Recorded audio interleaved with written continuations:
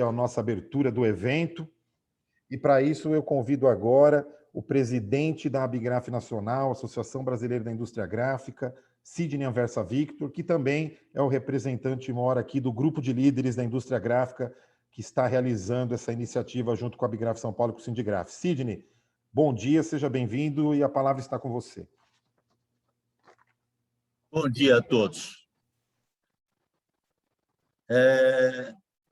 O nosso grupo de líderes, que agora no mês de junho teve a honra de receber a empresária Luísa Trajano, que deixou para nós, os empresários gráficos, uma noção clara do que é força de vontade, dedicação, seriedade, equilíbrio. E aí tudo isso partindo de uma mulher que tem mostrado que as mulheres realmente estão a cada dia mais fortes, tomando conta de algumas coisas que eu acho que os homens deixaram passar. Hoje, nós temos o prazer de ter um especialista, um dos maiores referências no assunto da reforma tributária, o respeitado Everardo Maciel, que, dentre diversos cargos que ocupou no governo, foi secretário da Receita Federal. Seja bem-vindo, senhor Everardo Maciel. Eu hoje represento as gráficas e os empresários de todo o Brasil, que a gente avalia, perdemos alguns nos últimos tempos, mas avaliamos que sejam 17 mil as gráficas funcionando, com 170 mil colaboradores. E essas mesmas gráficas passam hoje por uma situação um pouco complicada. Afinal de contas, o Brasil é tocado à base de crises, crises atrás de crises.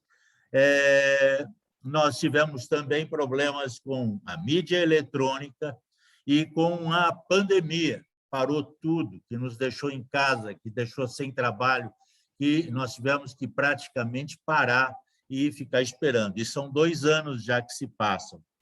O câmbio alto, tivemos um pequeno problema, que, quem sabe, o senhor Everardo possa explicar. A gente não sabe por que o juro foi mantido muito baixo durante muito tempo e o nosso câmbio foi lá para cima. E nós, do nosso ramo gráfico, temos uma dependência muito grande de produtos importados, ou melhor, não existe nada nacional. E, além disso, tivemos algumas disparidades de concorrência de preço, porque existiram gráficos que utilizaram o papel com linha d'água, que é feito única e exclusivamente para livros, revistas e cultura em geral. E essa utilização desse papel, dessa sonegação, fez com que muitos gráficos também sofressem ou padecessem até por causa dessa fórmula errada de se trabalhar e de se concorrer. Nós também sofremos bastante com o imposto de importação. O imposto de importação não impede que se faça uma concorrência, impede que a gente possa trabalhar procurando.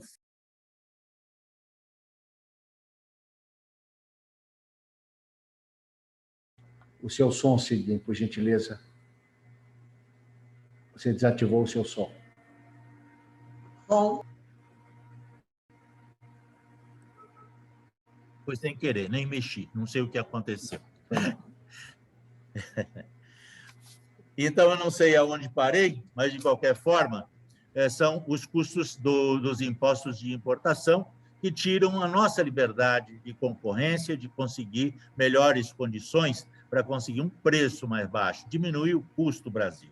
Aí, o que resta para nós, pequenos empresários, normalmente empresas familiares, é esperar pela reforma administrativa, pela reforma tributária, por uma reforma que trouxesse um pouco mais que nos trouxesse um pouco mais de equilíbrio, que possibilitasse o gráfico de embalagem, o gráfico de promocional, a conseguir espaço e poder vender e tentar ficar parelho, pau a pau, para a par com as empresas de fora.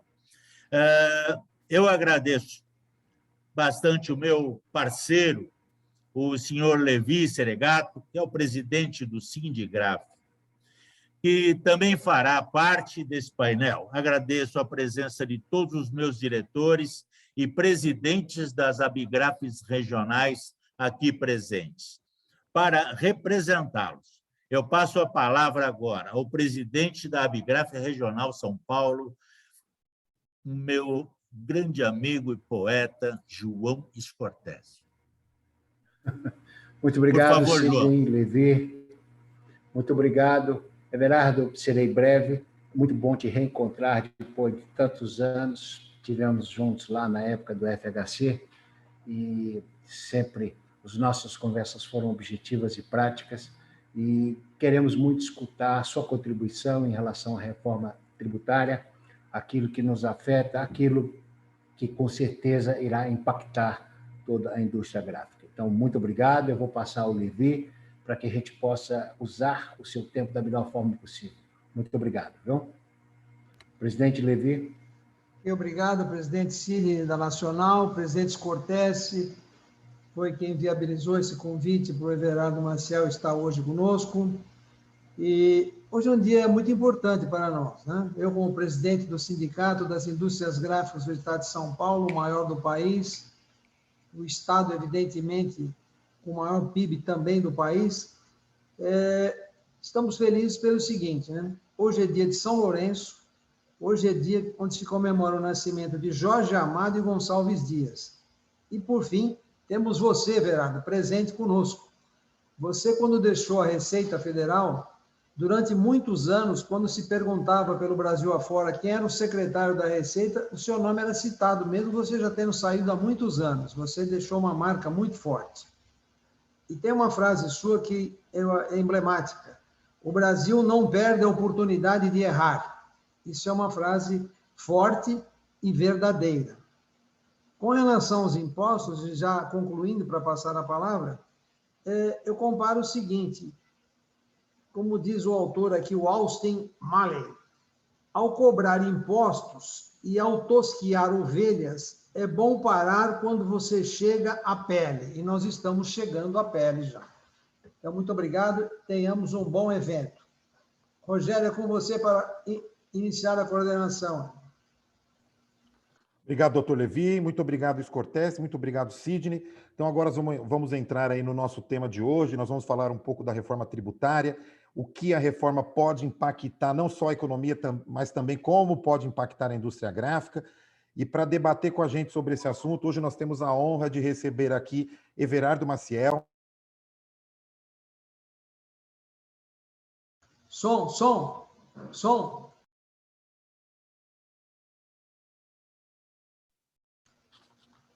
Alguém travou meu som aqui. Bom, vou começar de novo então. Everardo Maciel, que é consultor tributário, professor do Instituto Brasiliense de Direito Público, o IDP, em Brasília, e da Escola Federal de Magistratura do TRF1, vice-presidente da Associação Brasileira de Direito Financeiro, a BDF, membro da Academia Internacional de Direito e Economia, ocupou vários cargos públicos, dentre eles o de secretário da Receita Federal, já tão bem citado aqui, secretário da Fazenda de Pernambuco e do Distrito Federal e secretário executivo dos Ministérios da Educação e Interior e da Casa Civil da Presidência da República.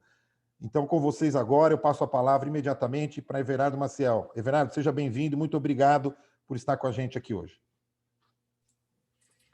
Bom dia a todos. Eu quero, primeiramente, agradecer o convite da Abigraf Nacional, Abigraf São Paulo e do Sindigraf de São Paulo para ter essa conversa com todos vocês.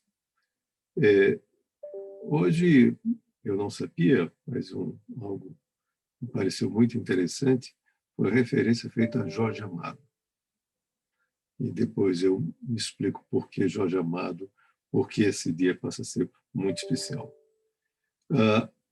Reforma é uma palavra muito prestigiada. Todos nós temos expectativa de melhorar alguma coisa para algum lugar. E a reforma sempre traz ela consegue idealizar a esperança de que possa melhorar alguma coisa. Mas não necessariamente é uma coisa boa. Você imagina assim, vou fazer uma reforma tal ou qual, mas qual reforma? Então, para isso, precede a qualquer reforma de qualquer coisa que se tenha consciência do que se tem, se tenha consciência do que se quer e qual o caminho para sair de onde se tem para o que se quer, entre o real e o idealizado. Mas tem um pressuposto essencial. Eu preciso saber o que é. Então, portanto, dizer assim, olha, tem um projeto de reforma tributária. Eu digo, ele quer fazer o quê? Sem cair naquilo que essa de Queiroz chamava do reformista retórico. Olha, eu quero fazer uma reforma tributária para simplificar. Mas o que é simplificar? Essa palavra não é autoexplicativa, não. Eu quero fazer uma reforma para reduzir litígio. Que litígio? Se não houver uma consciência muito clara das questões, nós começamos a entrar num campo de um discurso que pode estar flertando com a demagogia. Alguém, às vezes, pergunta, você acha que dessa vez a reforma sai? Eu digo, que reforma? Qual reforma? O que é que você quer? Qual é o seu problema? Se eu não souber, corre o risco de você tomar o remédio errado. Imagina alguém chegando no médico dizendo o seguinte, ele pergunta, você está aqui por quê? Não sei, eu vim apenas pedir um remédio. Ele vai encaminhar você para a psiquiatria. Mas é mais ou menos o que acontece no Brasil sistematicamente. Nós temos que fazer a reforma tributária. Antes, a reforma administrativa. Reforma administrativa de quê? Não tenho a menor ideia do que seja. Pode ser qualquer coisa. Então, tudo isso mostra assim, uma falta de compromisso com coisas sérias. Então, eu vou tratar, o campo é muito amplo, muito elástico, eu vou tratar de 2 assuntos que estão na ordem do dia. Eu me refiro ao projeto que pretende criar a contribuição sobre bens e serviços. E o outro, que é o projeto de reforma da legislação do imposto de renda. Comecemos pelo primeiro, que até antecede essa outra proposta, apesar de estar em escala mais atrasada, vamos assim dizer. O que é que pretende criar essa contribuição sobre bens e serviços? Existem 2 contribuições sociais, uma chamada PIS, outra chamada COFINS. A legislação de PIS e COFINS, as legislações, são iguais. Então, eu quero simplificar fazendo a função. Ora, você vai fundir 2 coisas iguais e acha que está simplificando? Mas se são iguais, por que não fundir? Olha, são iguais porque a legislação é igual, são iguais porque eu faço o recolhimento do tributo com o mesmo DARF, o mesmo documento de arrecadação. Elas são iguais de tal modo que a imprensa se refere a o PIS/COFINS. Exatamente porque é intuitivo, é imediato o reconhecimento dessa igualdade. Mas se são iguais, por que não fundir? Porque a diferença se dá na aplicação do recurso. O PIS ele é vinculado, em virtude de mandamento constitucional, ao pagamento do abono salarial e do seguro-desemprego. A COFINS é fonte de financiamento da Seguridade Social. Então, quando eu faço a fusão, que parte vai para cada coisa? Isso eu não sei. Aí, no meio desse conjunto, eu digo eu quero simplificar, eu já vi que simplificar não é. Salvo você está usando a expressão para me enganar e querer acabar com o seguro-desemprego, mas não tem coragem de enfrentar o assunto diretamente. Então, faz uso de uma dissimulação. Segunda questão é o seguinte, há 2 regimes no PIS e COFINS. O regime dito cumulativo e o regime não cumulativo. Existem litígios no regime cumulativo? Não, nunca existiu. Não é que não há, nunca existiu. Mas então, que litígio eu estou querendo enfrentar? É do não cumulativo. Mas qual é o litígio? O litígio é o reconhecimento dos direitos creditórios do insumo. Mas se resolve com Constituição normativa. Eu não preciso fazer essa confusão imensa para isso. Salvo se eu estou querendo aumentar a carga tributária, mas não tenho coragem de falar. Estou enganando vocês. E no meio desse conjunto, se eu estou fazendo uma redistribuição de carga tributária, quem é que está ganhando? Cadeias industriais longas. Eu vi o ministro da Economia dizer: eu quero que todos comprem geladeiras. Mas quem é que está pagando por isso? A educação, a saúde. Mas quando eu falo isso, não. A educação e saúde particulares são privilégios de ricos. Só ricos vão. Aí eu acabei de descobrir que a minha empregada doméstica é rica. O que foi surpreendente para mim e para ela. Eu disse: olha, você não sabia, mas o pessoal acha que você é rica. Pois bem, quem paga por isso? Todos os prestadores de serviço. Quem paga por isso? O agronegócio. Quem paga por isso, entrando no campo agora do inacreditável? O livro. Bom, desde a Constituição de 46, por uma iniciativa do então deputado constituinte Jorge Amado, que foi mencionado no início dessa exposição, o livro, os jornais, os periódicos e o papel para sua impressão foram desonerados de impostos. Essa desoneração de impostos, quando se opera por meio de uma norma constitucional, é o que se chama de imunidade. Imunidade é uma desoneração que foi feita pela Constituição. Uma lei não consegue alterar. Mas no Brasil, por circunstâncias que não é o caso, as contribuições sociais cresceram de importância relativa, cresceram muito em termos de importância relativa.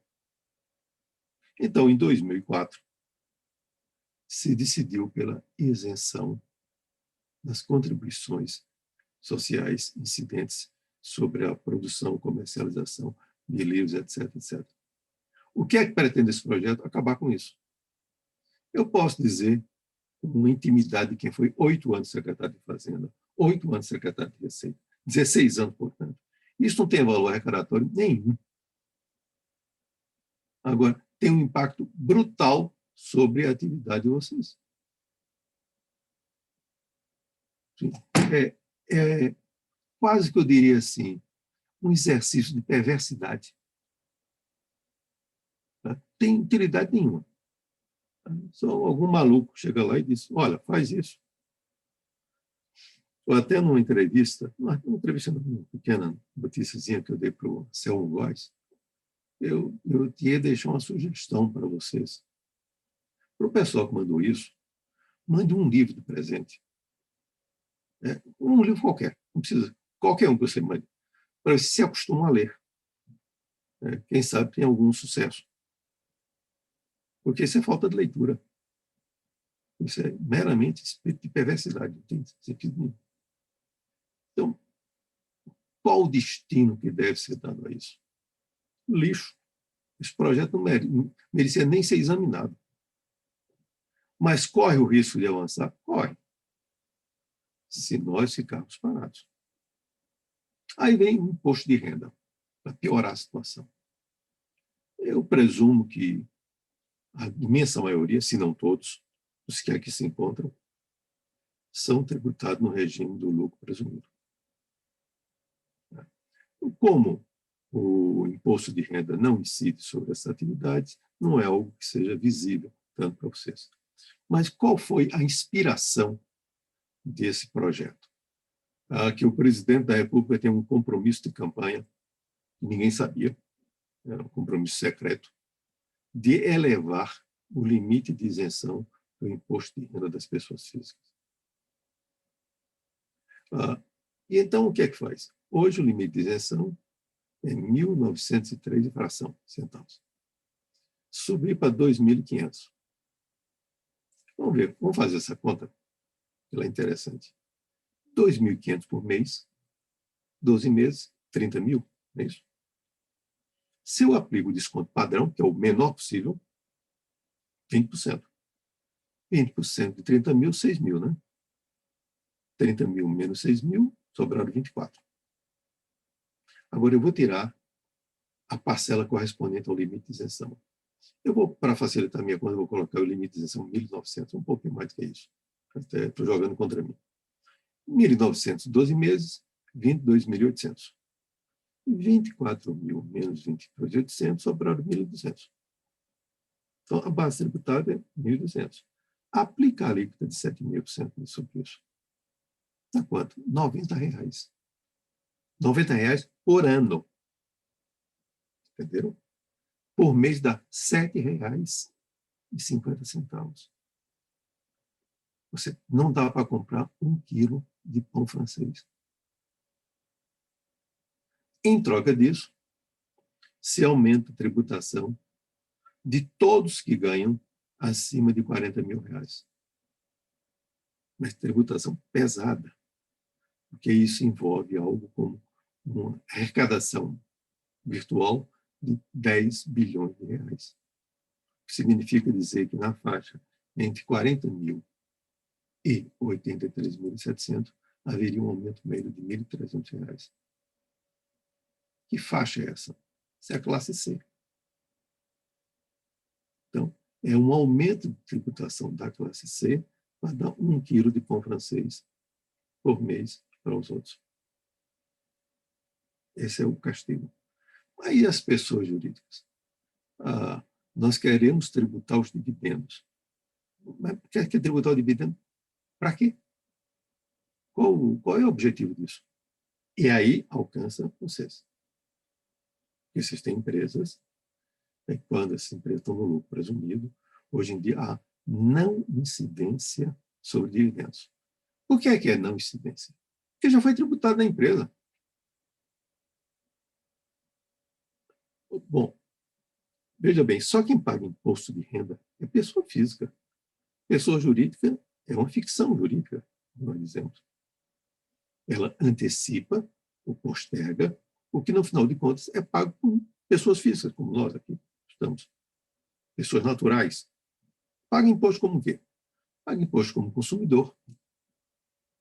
Comprou 1 quilo de pão francês, tem um imposto ali, quem está pagando é você, não é quem recolheu. Paga imposto como proprietário, seu automóvel, seu imóvel. Paga imposto como trabalhador, o imposto incidente sobre a atividade laboral. E, por fim, paga imposto como investidor. O investidor no mercado financeiro, o investidor em empresa, o sócio. Então, quando vocês fazem um investimento numa empresa, e veja bem, investimento, estão na expectativa de quê? De retorno. Enfim, é investimento, não é doação. Como é que o retorno se materializa? Se expressa no dividendo. O dividendo é a tradução material da sua expectativa de retorno. Bom, esse dividendo, do ponto de vista tributário, ele foi afetado por uma tributação na empresa e na distribuição. Ele sempre assim. Então, daí eu tiro uma conclusão fácil. Eu posso tributar só na empresa, eu posso tributar só na distribuição, ou na empresa de distribuição. A opção é técnica. Então, vamos ver o que acontece. Quando eu tributo, vou tirar a tributação só no dividendo, porque só 3 países do mundo fazem, são situações tão peculiares que não vale a pena comparar. Então, vamos botar 2 hipóteses. Tributar só na empresa ou tributar na empresa de distribuição. O Brasil passou 70 anos tributando na empresa e na distribuição. E concluiu em 95 que estava errado. que isso não funcionava.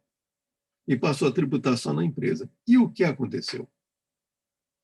Todos os contribuintes gostaram e a arrecadação do imposto de renda entre 96 e 2002 teve um crescimento real de 117%.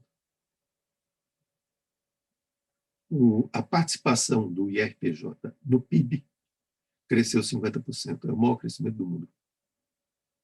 E os contribuintes gostaram. Mas já que deu certo, vamos acabar com isso. Né? Isso não é possível que a gente só faça a coisa certa. Vamos acabar com vamos fazer as coisas erradas. Aí vamos ver. Quando eu entrei na Receita, em 95, parte significativa do trabalho de fiscalização era dirigida a descobrir, chama-se distribuição disfarçada de lucros.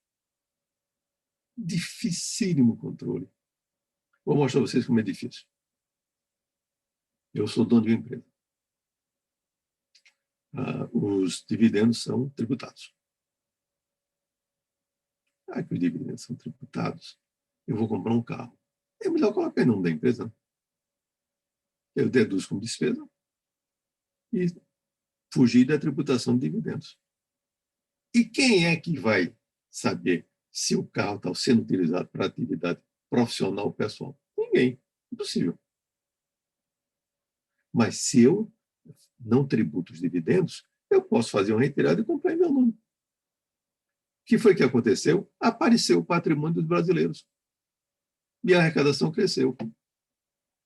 Quer dizer, quase uma situação dificílima, de um ganha-ganha. Todos ganharam.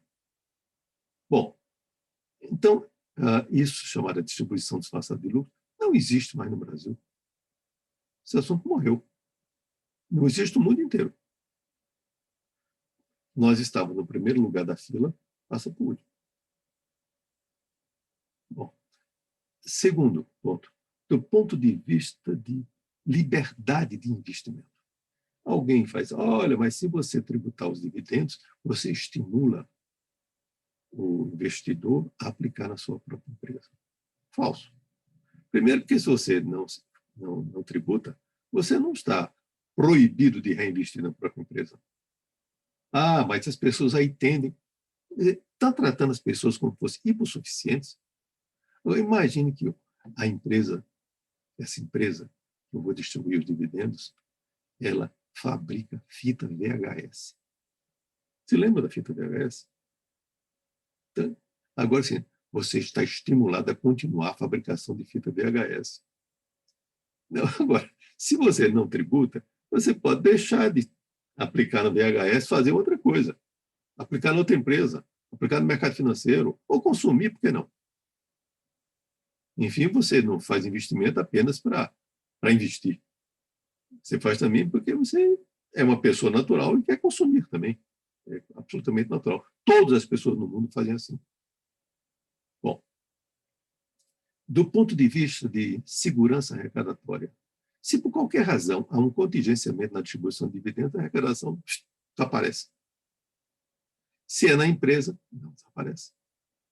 Então, eu sou tentado a acreditar que tributar só na empresa não é uma boa solução, uma solução inteligente. Mas os outros não fazem assim. Mas o que é que eu tenho a ver com os outros?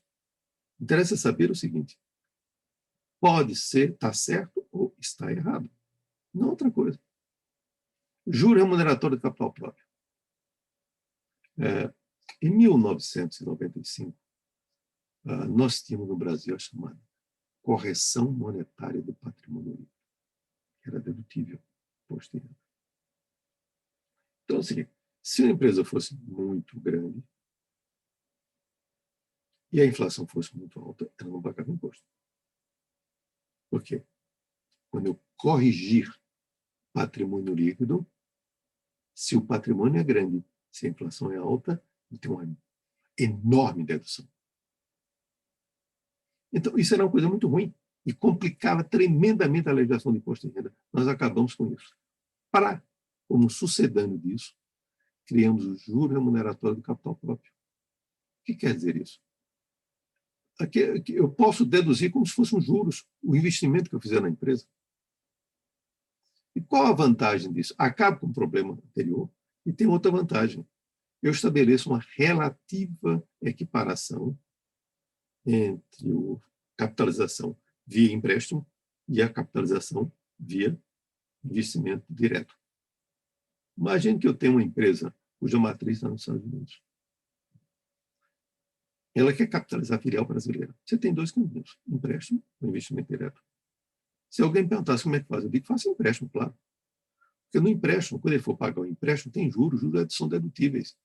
Você reduz o imposto e o dinheiro ainda volta. Não tem risco. Bom, diferentemente, se existe essa equiparação, aí eu estabeleço uma indiferença. Tanto faz você investir diretamente como fazer o empréstimo. Isso é exatamente igual? Não.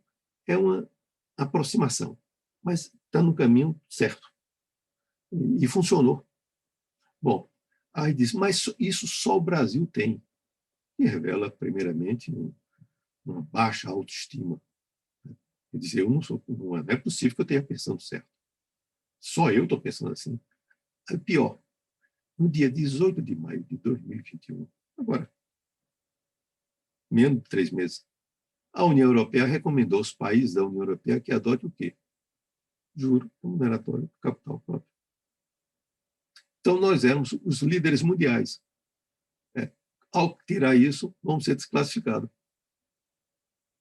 Quem sabe que a Europa fez isso? Não, acho que agora deve estar certo, que os europeus estão fazendo. Quer dizer, a incapacidade de raciocinar com o próprio cérebro. Bom, e o que fez essa confusão inteira, que eu vou encerrar para permitir que se possam fazer perguntas. O que é que acontece com tudo isso?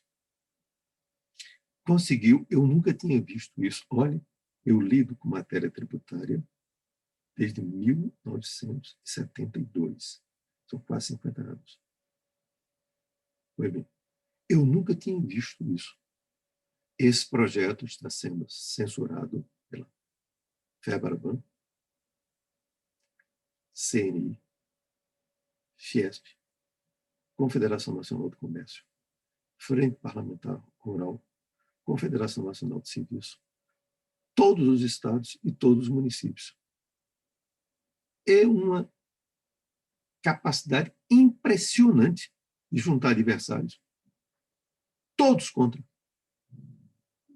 No final do conto, mas quem é que está a favor disso? Eu não consegui identificar com precisão.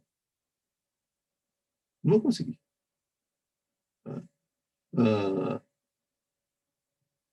Assim, um desgoverno fiscal absoluto. Separe que agora, mês de julho, se descobre que a peça orçamentária a ser encaminhada até 30 de agosto agora, tinha um furo imprecatório de 90 bilhões de reais. 90 bi. A precatória é do passado. A precatória não é futuro, não. É completamente desatento, sem saber o que está se passando na vida. No meio dessa confusão, ainda se manda um projeto que pode ter um furo de uns 30 bilhões. Agora, desse, não, mas esse furo não vai existir, não. Por quê? Porque nós colocamos um gatilho. Eu vou mostrar a peça para vocês. Como? Se, porventura, a arrecadação não crescer, a gente tira essas vantagens que estão diminuindo de alíquota. Mas não tira o dividendo, hein? Só vale por um lado, né? Agora, diz o seguinte, como é que faz isso? A gente vai apurar o desempenho da arrecadação de outubro a outubro, menos as restituições. Agora, as restituições eu posso manipular, posso meter tudo para dezembro. É quando eu quiser. Né? Aí diz o seguinte, se porventura não tiver um crescimento real, aí a gente volta atrás. Agora, esse crescimento real, eu peço licença para ler, porque eu não consegui memorizar a peça aqui. Ele está associado, aspas, a um parâmetro estabelecido que considere a arrecadação em período anterior à emergência de saúde pública de importância internacional relacionada ao coronavírus e seja neutro em relação aos efeitos extraordinários na arrecadação. Eu, quando vi isso, escrevi no artigo, olha, isso aqui é um forte concorrente ao prêmio Ig Nobel de má redação. Eu não tenho a menor ideia do que quer dizer isso. Eu que lido com isso, eu não entendi. Tá? Liguei para um especialista em língua portuguesa. Perguntei o que é que achava disso. Ele disse, olha, você está fazendo uma pegadinha, você está querendo me atrapalhar. Você conseguiu entender isso? Não. Porque não tem ninguém que consiga entender o que quer dizer isso. Projeto de lei. É uma coisa absurda. Bom, qual é a conclusão que eu quero ter aqui? Mexam-se, se articulem, falem, vão para a imprensa, usem todo o espaço que tem para quê? Eu falei que sugeria que o primeiro projeto fosse para o lixo. Eu vou usar uma expressão de maneira bem humorada, evidentemente, que é usada por um amigo meu como um projeto desse tipo. O projeto deve ser incinerado. E, em caso de reincidência, incinerar o autor. Evidentemente que é puramente uma peça de bom humor para dizer assim, isso não merece o menor respeito. Menor respeito. Agora, pode prosperar? Pode. Como prospera? Se a gente ficar de braço cruzado. Então, tem que falar. Infelizmente, estamos gastando energia com coisa ruim? Sim. Mas, infelizmente, coisas ruins acontecem. Bom, eu agradeço a atenção de todos, fico à disposição para prestar algum esclarecimento, caso queira. Obrigado, Everardo. Eu tenho alguns inscritos, antes dos presidentes, que também têm algumas perguntas aí para fazer sobre o tema. Eu quero passar a palavra agora, que tem uma pergunta inscrita aí, o nosso assessor político lá em Brasília, Roberto Nogueira. Roberto, por favor, pode abrir seu microfone e direcionar sua pergunta diretamente.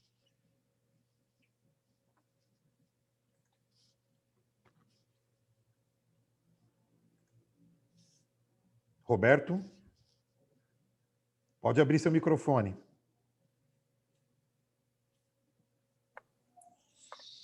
Ok, aberto. Basicamente, eu não tenho pergunta ao Everardo, porque se eu fosse fazer essa palestra, eu faria na mesma linha do que ele fez, evidente, com menor nível de competência. Né? Eu estou no mundo tributário há muitos anos e farei duas perguntas ao Everardo, assim, simples, que não são perguntas, são comentários para ele complementar. Quer dizer, esse projeto do imposto de renda não há ganhador, e um dos perdedores é o próprio governo federal. O que você acha disso, Everardo? A segunda questão é que eu li o documento oficial da Confederação Nacional da Indústria e a CNI é favorável à tributação pelo imposto de renda da distribuição de dividendos. Eu também sou totalmente contra, porque me recordo muito bem das famosas DDL, da distribuição disfarçada de lucros, que retornará de maneira avassaladora caso esse projeto prospere. Não são perguntas, são apenas duas observações que, em cima dela, o Everardo pode fazer um breve comentário. É isso. Quanto ao projeto da CBS, além da gravidade de aumento da carga tributária, de eliminar uma série de alíquotas zero e isenções existentes na lei atual, inclusive afetando livros, remédios tarjados e etc., esse comentário, graças a Deus, me parece que esse projeto tende a não evoluir, porque ele está parado na Câmara sem nenhum passo desde julho de 2020. O do imposto de renda é um risco, mesmo porque há um baixo nível de conhecimento de causa daqueles que estão participando do processo de discussão. E o nível realmente tende a piorar. O Everardo, acompanhei o trabalho dele na Receita, acompanhei posteriormente o trabalho do nosso amigo Rachid. A Receita chegou num nível tal de modernidade tecnológica há 10, 15 anos atrás, que era possível fazer uma declaração do imposto de renda estando baseado no Japão, nos Estados Unidos, onde quer que você estivesse. Hoje, eu vejo com preocupação uma queda na qualidade do trabalho da Receita. E vou citar um breve exemplo, Everardo. Recebi uma notificação da Receita, datada de 2 de julho, carimbado pelo correio, AR, carta registrada, dizendo que eu tinha, que chegou à minha casa de 7 de julho, me convidando a pagar um débito de R$ 350 até 30 de junho, sob pena de ir para a dívida ativa. Eu estou esperando a Receita colocar esse valor em dívida ativa para fazer uma contestação e farei de modo irônico. Não quero indenização, não quero nada. É impossível a Receita liberar um pedido de cobrança datado de 2 de julho, pedindo para pagar até 30 de junho.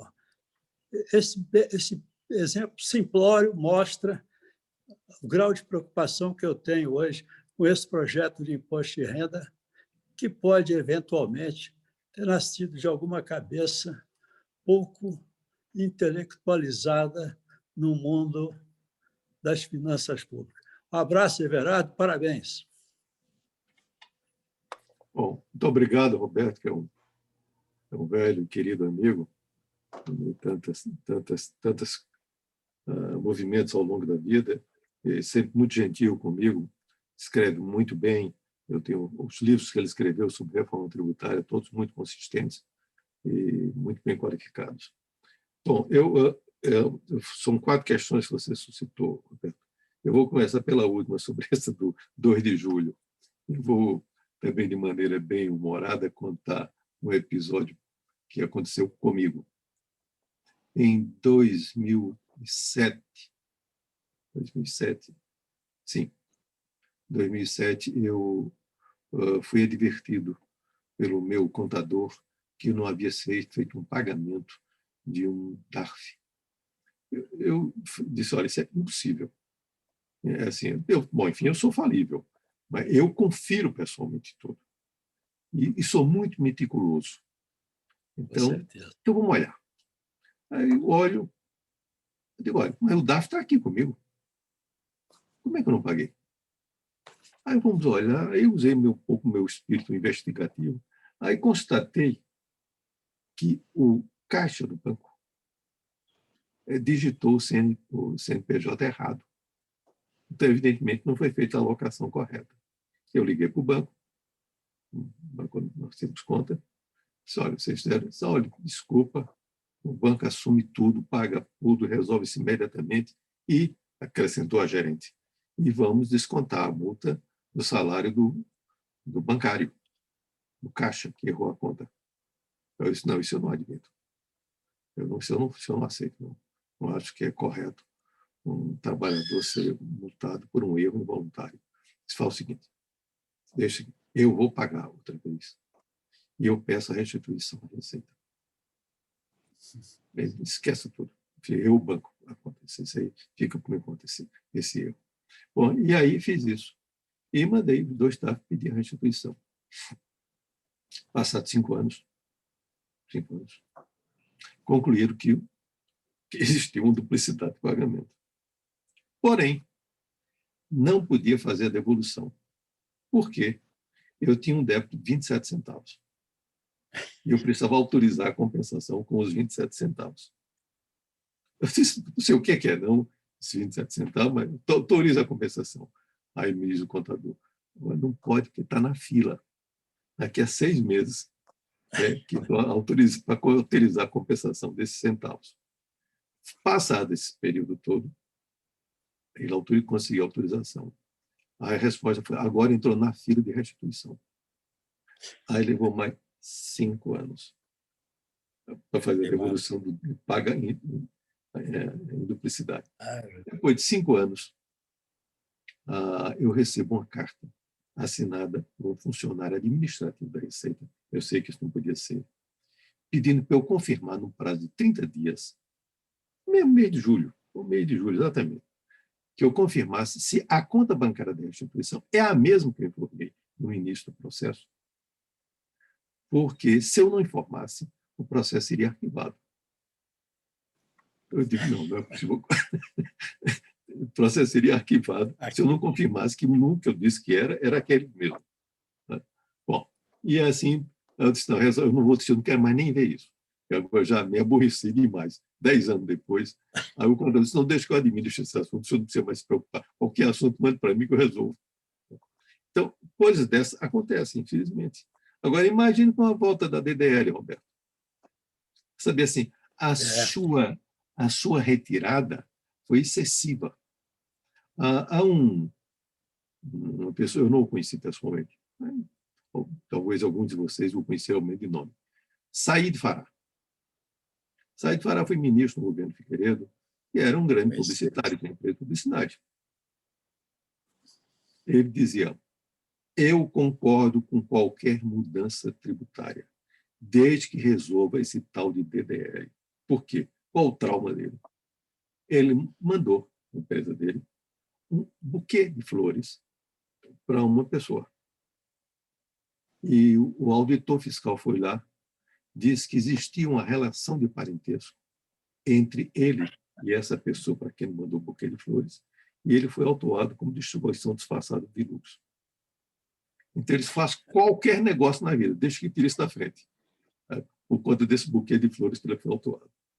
Quanto você falou sobre as perdas que a União incorre para a União. Sim, só quem tem que lembrar, para quem não conhece, que esse dinheiro do imposto de renda é dividido.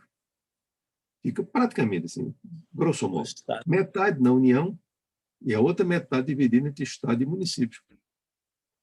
No Brasil, é por isso que os estados estão berrando. 88% dos municípios têm população igual ou inferior a 50 mil habitantes, sendo sua principal fonte o Fundo de Participação dos Municípios. Transferência de FPM. Todos teriam perda, inclusive o município de São Miguel da Barra. Por que eu estou falando de São Miguel da Barra? É um município que fica na região metropolitana de Maceió, cujo prefeito se chama Benedito de Lira, que é justamente o pai do deputado Arthur Lira, presidente da Câmara. Eu calculei, ele perde R$1 milhão por ano. Bom, é incompreensível. O argumento é o seguinte, não, mas é que a arrecadação vai crescer, então não vai ter perda, não. Isso me lembra uma história de uma pessoa lá da minha, eu sou nordestino, da minha região, que alguém disse, olha, um dono de uma fazenda está com informação que ia ter seca. Aí ele chamou essa pessoa que entendia de seca. Perguntou, olha, você acha que vai ter seca esse ano? Disse, não, senhor. Disse, mas todas as autoridades meteorológicas estão dizendo que vai ter seca. Disse, não vai ter. Mas por que você diz com tanta certeza que não vai ter? E me permita a expressão mais popular, diz, porque se tiver seca, doutor, a gente está lascado. Então, é melhor não ter seca. Então, é a mesma situação aqui. Pode estar na mesma situação dessa pessoa. Tá? Sobre a CNI, o que eu ouvi, Roberto, foi o seguinte. Para a Confederação Nacional da Indústria, o texto apresenta problemas e, no desenho atual, há aumento de carga para as empresas. Em nota, a entidade pede que a proposta não seja apreciada diretamente em plenário e afirma que, embora seja correta a ideia de tributar dividendos, é preciso recalibrar as alíquotas. Para Robson Andrade, presidente da CNI, a proposta vai na direção correta e está alinhada com o padrão internacional de tributação de renda. Entretanto, é preciso reavaliar as alíquotas e as regras para tributação e distribuição de lucros e dividendos e manter e aperfeiçoar a regra para a dedução do juros sobre capital próprio. Traduzindo, está em cima do muro. Vai para um lado e vou sim, não, não e sim. E sim e não. Está em cima do muro. Na verdade, tem uma coisa engraçada. O Brasil, algumas pessoas dizem algumas coisas, depois fica como verdadeiro. Por exemplo, só quem tributa dividendo é o Brasil e a Estônia. É errado. A Estônia não tributa, só quem tributa lucros apenas é o Brasil e a Estônia. Não, a Estônia não tributa lucros, só tributa dividendos. É rara a tradução. Aí depois, como é ver que é rara a tradução, Aí meteram para a Letônia, que é vizinha da Estônia, mas, coitado, não tem nada a ver com a história. E depois foi para a Lituânia. Sabe? Ou seja, é um problema sério de conhecimento de geografia aí. Estão mexendo para tudo quanto é lado, mas não sabe, mas tem que dizer alguma coisa. Então, tem essa expressão que eu acho muito engraçada, que está alinhado com o resto do mundo. Mas quem foi que disse que está alinhado está bom? Tem que estar desalinhado. Você só investe onde tem vantagem, onde é igual. Se você ficar igualzinho, você perdeu vantagem competitiva. Isso chama-se competição fiscal. Mas, olha, nós ficamos alinhados agora assim, assim. Não tem que ficar alinhado com nada. Você tem que ficar desalinhado. Quem atrai é o que é diferente, não o que é igual.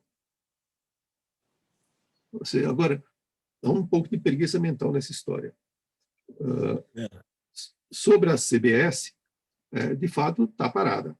E espero que continue parada por muito mais tempo. Mas corre com isso de parecer, sim, porque as decisões não estão sendo tomadas com o mínimo de seriedade. Você imagina um projeto desse, como de reforma do imposto de renda, todo dia tem uma versão diferente. Né? Que eu não chamo mais versão, não, eu chamo variantes. O projeto tem variantes. Né? Tudo com igual letalidade. Sendo levado diretamente ao plenário, sem passar por comissão. Quer dizer, é uma coisa inacreditável. Para quê? Por quê? Não tem razão de ser. Ok, isso está certo. Obrigado, Roberto. Obrigado, Everardo, mais uma vez. Eu vou abrir, então, agora a palavra. Nós temos várias perguntas inscritas aqui. Eu vou começar pelos presidentes e depois a gente segue para as demais, presidente e diretoria. Sidney, gostaria de fazer alguma pergunta? Algum comentário? Na verdade, eu não posso perder a oportunidade de ter de novo o seu Everardo Maciel junto.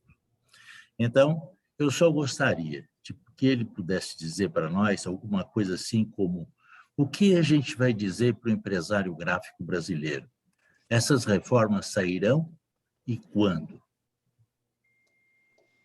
Bom, de fato, eu não sou capaz de fazer uma previsão sobre movimentos no Congresso Nacional.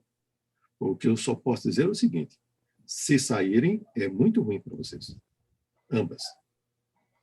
Quer dizer, agora, como isso vai acontecer? Porque, veja bem, Congresso Nacional é um campo de disputas, de conflitos.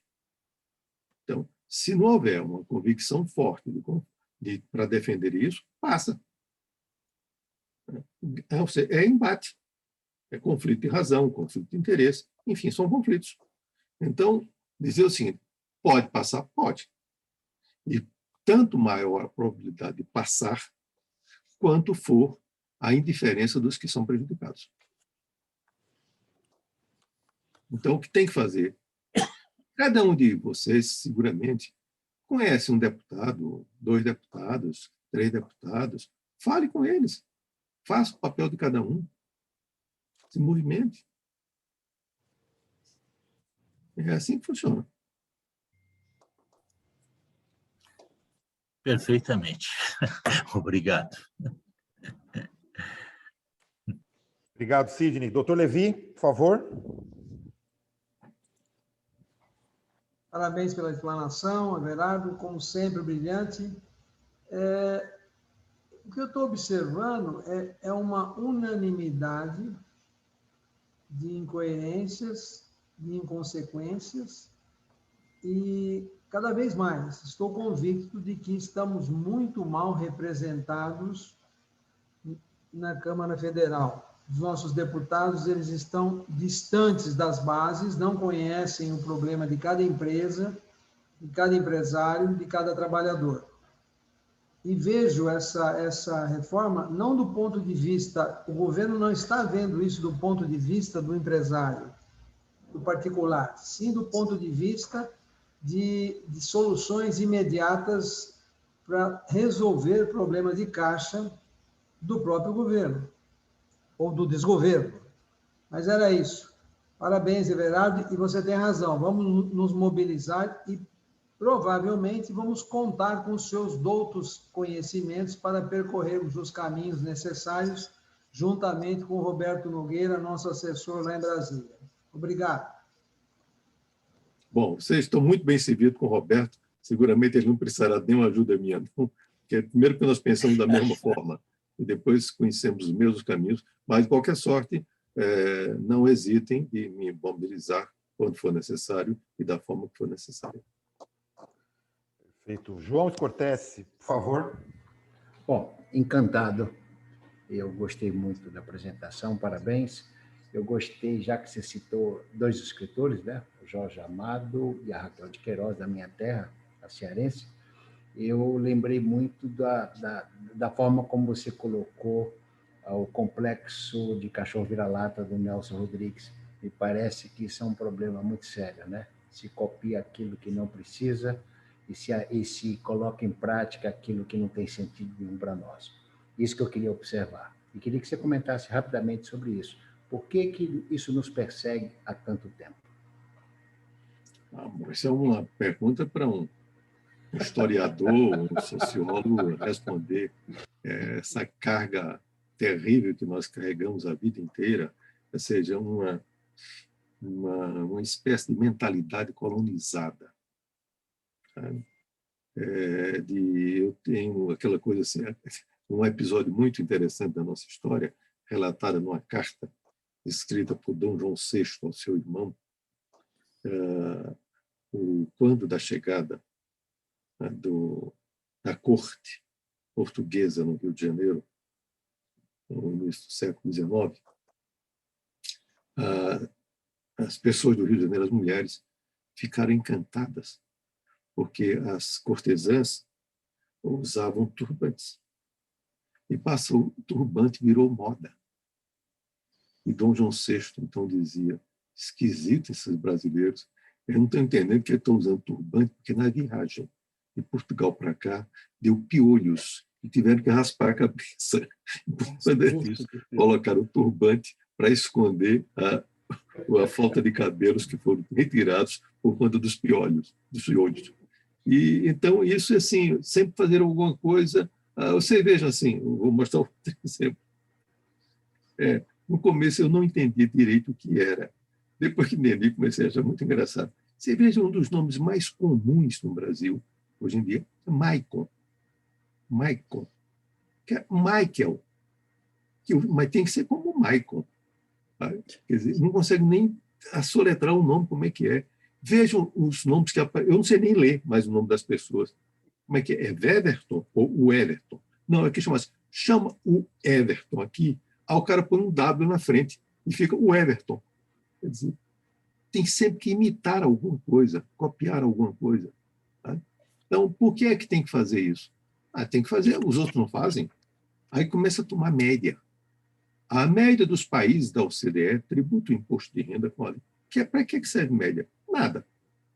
Há um poeta italiano, que eu estou falando para o poeta Trilussa, poeta romano, que ele dizia, tem um verso dele que ele diz: estatística é uma ciência curiosa. Eu como 2 frangos, você não come nenhum, e nós concluímos que, em média, cada um comeu um. Não serve para nada. A média dos países da OCDE, mas só o Brasil tributa. Talvez não saiba, eu vou contar assim, umas novidades do Brasil que pouca gente conhece. O Brasil foi o primeiro país do mundo que passou a arrecadar impostos, hoje parece uma coisa ridícula, pela rede bancária. Os impostos não eram cobrados por bancos. Isso o Brasil fez pioneiramente nos anos 60. O Brasil foi o primeiro país do mundo que utilizou tecnologia de informação como ferramenta de suporte para a administração tributária, com a criação do SERPO, em 1968. Em 1988, eu estava no Fundo Monetário Internacional, em uma conversa assim, despretensiosa, fiz menção à fusão entre tributos internos e tributos aduaneiros. Quase criei uma discussão pessoal comigo. Eu falei, não, peraí, porque não tem nenhuma pretensão, isso é uma conversa à toa. Em 2004, a diretora do Fundo Monetário, que estava conversando comigo, aborreceu-se, me ligou perguntando se eu podia ajudar o fundo a desenhar um modelo de fusão de tributos internos e aduana. Eu disse para ele, deixa eu te fazer uma pergunta antes. Você levou 16 anos para entender. Um entendimento um pouco lento. Ele disse, não vamos falar sobre o passado. O passado é passado. Eu disse, tá bom, não tem problema. Porque o Brasil foi quem, pioneiramente no mundo, fez essa fusão com a criação da Secretaria da Receita Federal em 1968. O Brasil foi o primeiro país do mundo que utilizou largamente a internet na administração tributária. Isso foi comigo, na Secretaria da Receita. Eu me lembro que, quando estava lá, recebi uma mensagem de um brasileiro que morava em Santa Mônica, na Califórnia, me agradecendo porque introduziu isso. Ele explicava, porque a minha declaração de imposto de renda, eu fiz uma solenidade de remessa. Chamei os americanos para humilhá-los. Eles não tinham isso. Eles, aqui eu só tive 2 momentos de glória. Quando o Brasil ganhou a Copa do Mundo em 94 e quando remeti minha declaração pela internet. Quer dizer, nós, assim, falta convicção. Juro remuneratório de capital próprio. O Brasil tem a liderança mundial. Aí vai renunciar à liderança mundial, porque os outros não fazem, aí os outros vão fazer. Quer dizer, não tem essa história. As coisas são certas ou são verdadeiras e ajustadas à circunstância onde você está. Não existe um modelo universal de tributação. Isso não existe. Isso é fantasia. Fantasia de quem não entende. Quem não entende fica inventando essas histórias. Olha, tem um modelo de tributação ótima. Segundo a literatura, quando você ouvir falar, tem algumas palavras que são chave. Segundo a literatura, alinhamento, distorções, média da OCDE. Quando a pessoa utiliza essas palavras, ou todas elas, você fica sabendo que ele não entende nada de tributação. É um critério. Olha, essa coisa aqui produz distorções. Eu não tenho a menor ideia do que seja isso. Menor ideia. Pode ficar certo assim que é um neófito. Isso é critério para classificar. Então, diga as coisas com segurança, diga a coisa com firmeza. Agora, consertar isso, Cortés, é uma tarefa, como dizia outra vez Nelson Rodrigues, subdesenvolvimento não se improvisa, é obra de séculos. Aliás, só para registrar, você citou 1808 do Laurentino Gomes. Quem quiser conhecer a história do piolho, pode ler na obra do Laurentino Gomes, não é isso? Muito obrigado, presidente.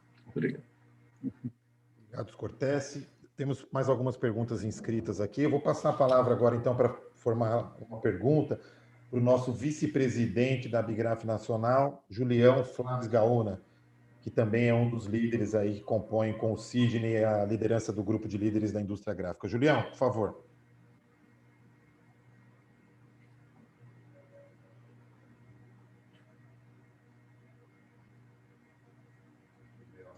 Som. Som do Julião. Agora sim, Julião, pode liberar. Som. Ok, agora sim. Bom dia, senhor Everardo. Né? Prazer estar conosco.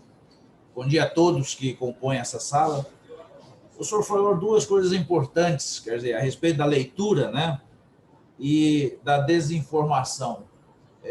Veja só uma questão importante na questão da leitura e das desinformações. Eu sou do Mato Grosso do Sul, terra do boi e terra do Pantanal. E volta e meia a gente ouve em grandes redes nacionais de televisão indicando a cidade de Bonito, que é uma cidade do nosso estado, onde compõe a parte da beleza e vai em direção ao nosso Pantanal também, dizendo que é do estado do Mato Grosso, nosso estado irmão. Então, a falta de informação e a falta de leitura traz um prejuízo enorme a toda a nossa nação. E também outra questão pontual, a questão da política. Ao longo do tempo, os nossos representantes que nós elegemos, eles estão há muito tempo de costa para as nossas necessidades da coletividade como um todo. E aí vem a pergunta que eu quero que o senhor faça a sua análise. Os nossos livros importados, né, usufruem de benefício fiscal, que são isentos de importações, possui alíquota zero do PIS. Porém, aí se torna uma concorrência totalmente desigual e desleal às nossas gráficas nacionais, que recolhe 9,25% da contribuição do PIS e do CONFIS. Eu quero saber, na opinião do senhor, como que nós podemos trabalhar isso, porque isso independe dos governos, eles nunca nos colocaram essa pauta para poder fazer essa competitividade de forma equalitária, né? O que o senhor pensa sobre essa possibilidade de a gente trabalhar junto e qual é o caminho que esses nossos representantes, porque a vida, nosso cotidiano, é feito através da política, na Câmara dos Deputados e no Senado, onde processa as leis. E lá que nós temos que buscar os nossos recursos para poder fazer essa mudança. O que o senhor diria para nós e nos orientar para poder mudar esse cenário? Muito obrigado. Eu não compreendi bem. Quer dizer, nós estamos falando de quê? PIS e COFINS ou imposto de importação? Não. O livro importado, ele usufrui de isenção zero da alíquota PIS e COFINS, tá certo? Já a nossa produção, nosso livro, ele tem uma alíquota de 9,25. Mas não estão isentos? Não somos isentos. 9,25. PIS e COFINS da impressão de livros no Brasil na nossa produção, na produção nacional. E, por conta disso, nós ficamos totalmente desigual nessa concorrência em relação aos nossos produtos. Olha, eu não conheço o assunto especificamente, o assunto particular, mas eu diria que isso é um assunto que, se existe nos termos que estão sendo colocados, Durião, isso é um assunto que ofende a 2 princípios constitucionais. Então, portanto, a matéria vai ser tratada no judiciário, porque ofende ao artigo 156, 2 da Constituição, que é o princípio da isonomia, e ofende ao princípio 146A da Constituição, que é uma regra para prevenir desvios concorrenciais derivados da tributação. Então, ofende a 2 princípios constitucionais, se colocar desses termos. Então, isso é matéria judicializada, se está colocado assim. Eu não sabia, não conheço o assunto em particular. Até que são tantas coisas que se aparecem que não são. Porque, para mim, no meu modo de entender, os livros são isentos de PIS e COFINS. Isso é o que eu sei. Agora, se existe essa discrepância, que para mim é estranha, essa é uma matéria a ser corrigida por uma ação judicial, se existe nesse sistema. Eu não conheço. Deixa eu só dar uma explicação aí. O produto livro, ele é isento, realmente o Everardo tem razão. É que o Julião está se referindo na área da impressão como serviço gráfico, né? Então, talvez tenha sido essa a sua pergunta. É isso, Julião? Sim, desculpe a interpretação, senhor Everardo. É a respeito da produção na nossa indústria gráfica, tá certo?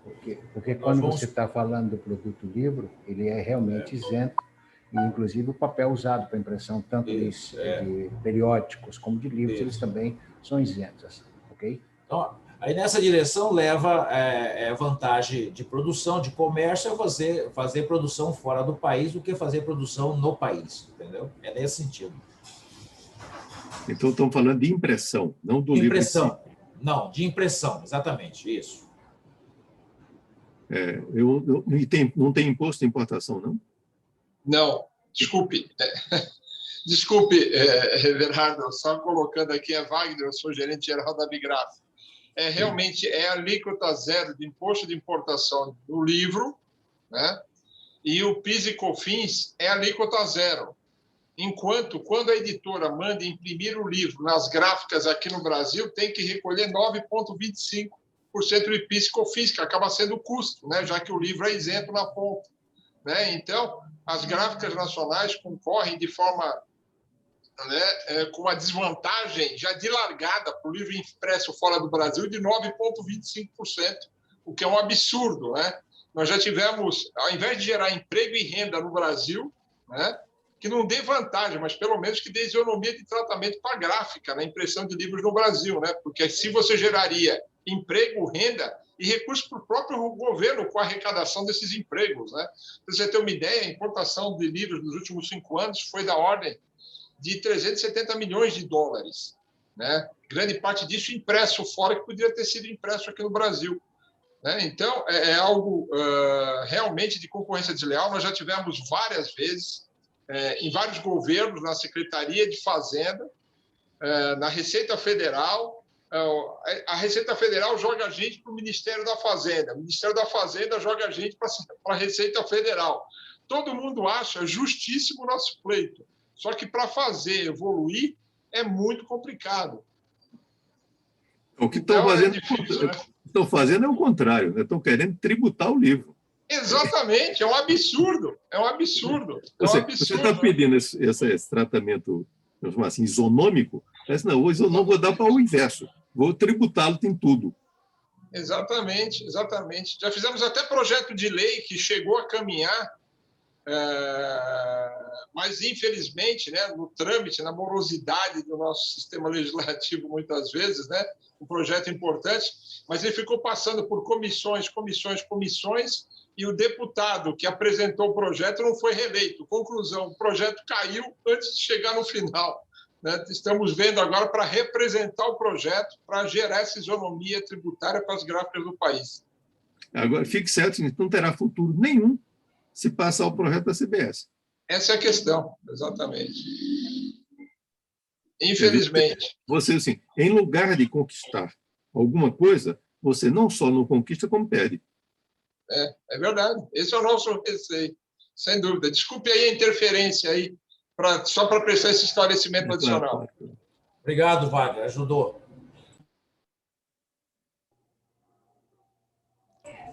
Obrigado. Eu tenho agora uma última pergunta, nós estamos com o horário já estourando e eu gostaria, a Priscila ela vai falar em nome dos nossos associados. A Priscila, para quem não conhece, a doutora Priscila Quaresma, é nossa advogada que cuida da área tributária aqui dentro da Abigraf, ela que recebe todas as demandas dos associados das gráficas aí do Brasil inteiro relacionadas à questão tributária. Então, nós temos diversas perguntas aí recebidas, mas por conta do horário ela vai fazer apenas uma e depois as demais a gente encaminha para o Everardo para ele possivelmente responder, a gente voltar para os associados com a resposta. Mas, Priscila, por favor, seleciona uma boa pergunta aí, pode fazer diretamente para o nosso amigo Everardo.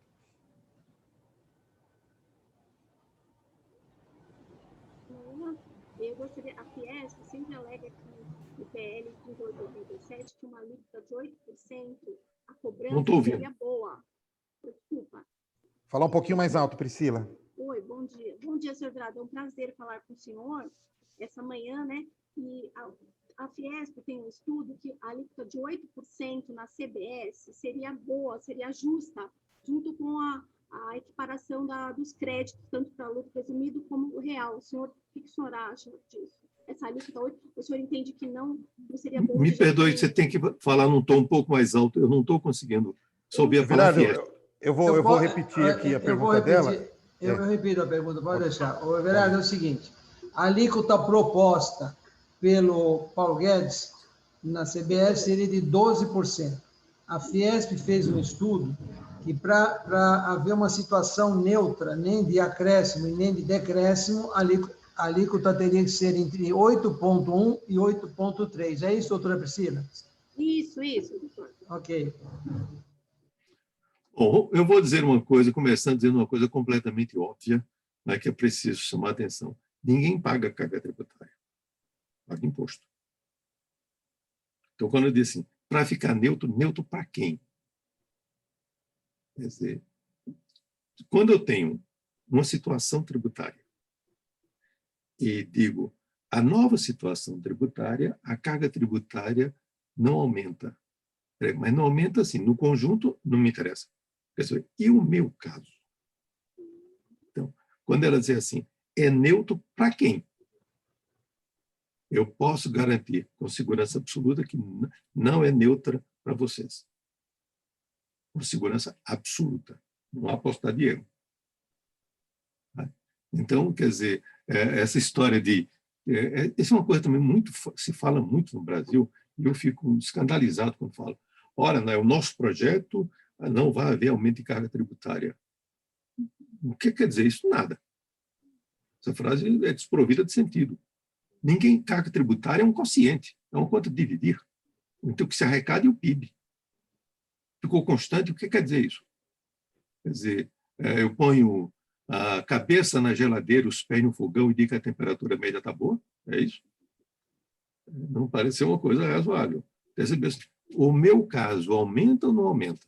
Isso vai depender de uma combinação grande de créditos que possam ser utilizados, que possam não ser questionados, de débitos, ou seja, tem uma combinação muito grande de variáveis. Eu posso dizer que para esse setor, com segurança absoluta, não existe carga tributária possível que resulte em menor situação em relação à situação atual. Por uma razão simples.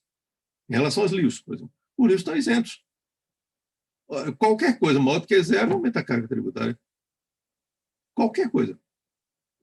Não precisa fazer nenhum raciocínio muito sofisticado para ter essa conclusão. Então, esquece esse negócio desses estudos, essas coisas. É como também se fala também outra expressão que é muito seguinte. Olha, a alíquota não aumentou. Eu digo, também não consigo entender a frase. Ninguém paga alíquota, paga imposto.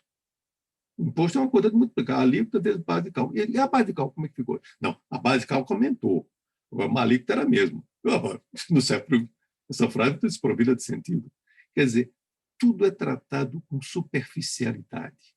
Tudo é tratado com chavões. Foi aquilo que eu disse ao Roberto.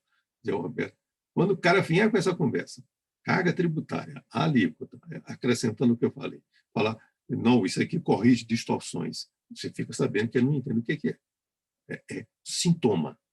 Né? Porque ele fala isso, ninguém sabe o que é. Olha, isso aqui produz distorção. Distorção de quê?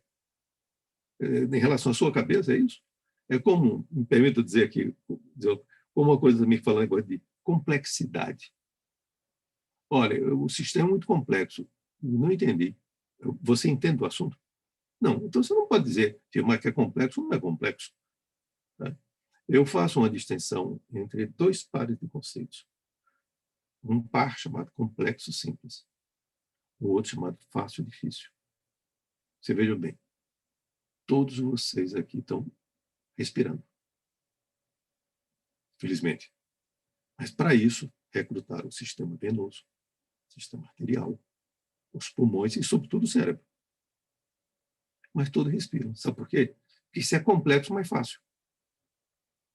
Já um relógio de pulso é um dispositivo extremamente simples. Provavelmente, presumo, que ninguém aqui sabe consertar um relógio de pulso. Sabe por quê? Porque é simples e difícil. Então, o que você tem que investir é na operabilidade. Tornar as coisas fáceis.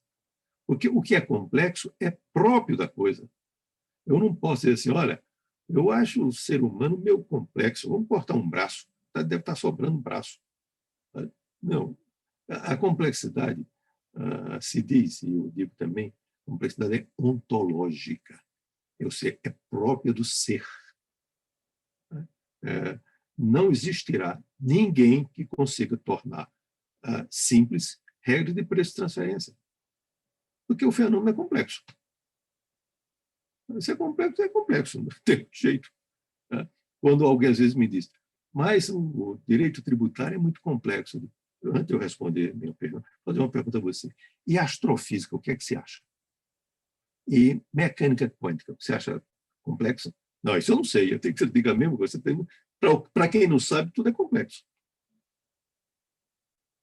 Bom, então é isso. Everardo, muito obrigado. Só para fazer o encerramento oficial no evento de hoje, eu vou passar a palavra, então, para o presidente do Sindigraf, do Sindicato da Indústria Gráfica do Estado de São Paulo, Dr. Levi, representando os demais presidentes aqui, para a gente não avançar na hora. Dr. Levi, últimas palavras aí para a gente fazer um encerramento oficial, por favor.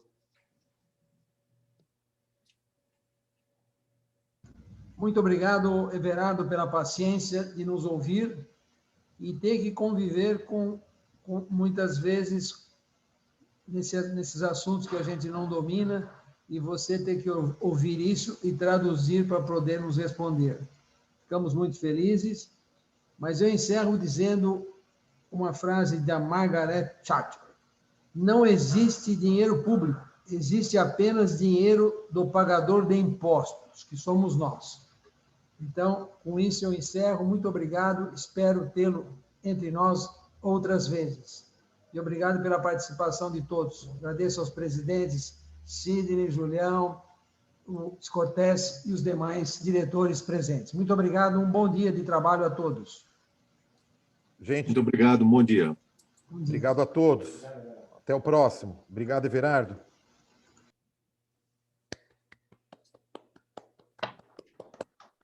Obrigada.